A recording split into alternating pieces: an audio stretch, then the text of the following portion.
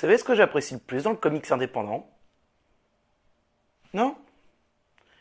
C'est finalement toute la latitude que l'on peut avoir pour pouvoir critiquer un système en place. Et c'est le comics d'aujourd'hui qui va vous prouver tout ça.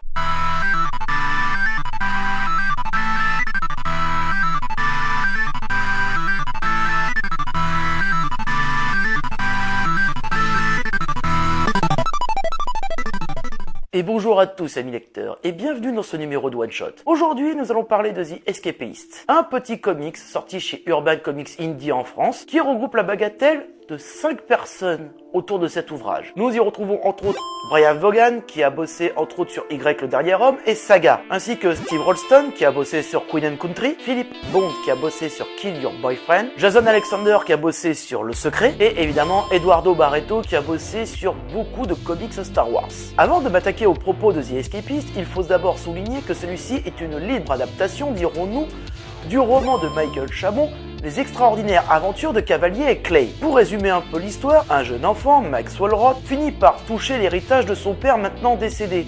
Et celui-ci était un grand fan d'un héros oublié de l'âge d'or des comics, The Escapist. Il se trouve qu'en touchant l'héritage, il décide de se lancer dans le rêve américain, de récupérer les droits de The Escapist et de sortir sa propre histoire. Évidemment, il ne sera pas seul dans l'histoire, car évidemment, il y est accompagné de ses deux amis. Tous les trois essaieront tant bien que mal de gravir les échelons dans ce monde où les super vilains ne sont pas forcément ceux qu'on pense. Maintenant que je vous ai résumé la 4e de couverture, qu'est-ce que j'en pense? En fait, ça se tiendrait en 2 mots.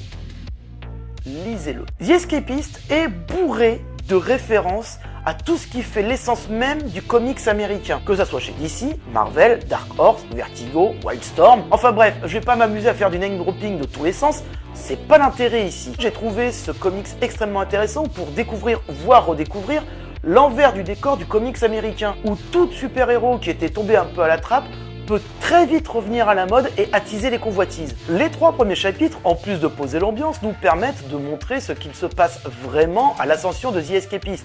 On pourrait reprocher ce petit passage qui ferait un clin d'œil à Kick-Ass, mais dans l'absolu, j'y tiendrai pas trop rigueur, bien que ça soit assez représentatif de ce que l'on est prêt à faire pour faire parler de soi aux États-Unis. Les 3 derniers chapitres nous montrent ce qui se passe quand on est mis face aux conséquences. Et croyez-moi, c'est pas forcément très joli à voir. Moi, ce qui m'a intéressé, c'est cette vision qu'on peut avoir des grosses majors qui sont prêtes à tout, absolument tout, pour récupérer une licence qui marche, voire même qui leur a échappé, comme c'est le cas dans l'histoire. J'ai beaucoup apprécié en fait cette critique faite des majors américaines qui veulent tout contrôler et qui ne reculent devant rien pour pouvoir essayer de récupérer les droits, quitte à ce que cela soit pour à la fin tuer la poule aux œufs d'or. Après tout, tant qu'ils ont du pognon à la clé qui rentre, ils s'en foutent royalement. Néanmoins, la morale est assez intéressante et on y voit nos 3 compères dépasser un peu tout ça pour finalement repartir de l'avant. Pas forcément une grosse happy ending, mais une ending assez intéressante tout de même. Sur ce, amis lecteurs, c'est la fin de ce numéro de One Shot. Donc tu n'hésites pas, tu t'abonnes, tu me rejoins sur les réseaux sociaux tels que Facebook et Twitter, les liens sont dans la description.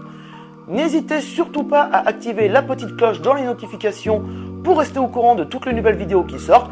Généralement, c'est tous les lundis, mais sait-on jamais. N'hésitez pas à faire une donation sur Tipeee si vous le voulez. C'est grâce à vous aussi que je peux utiliser ce fond vert que vous avez vu dans l'épisode. L'émission s'améliore petit à petit grâce à vous. N'hésitez surtout pas. Ayez toujours un livre à portée de main. Et moi, je vous dis rendez-vous au prochain numéro, amis lecteurs.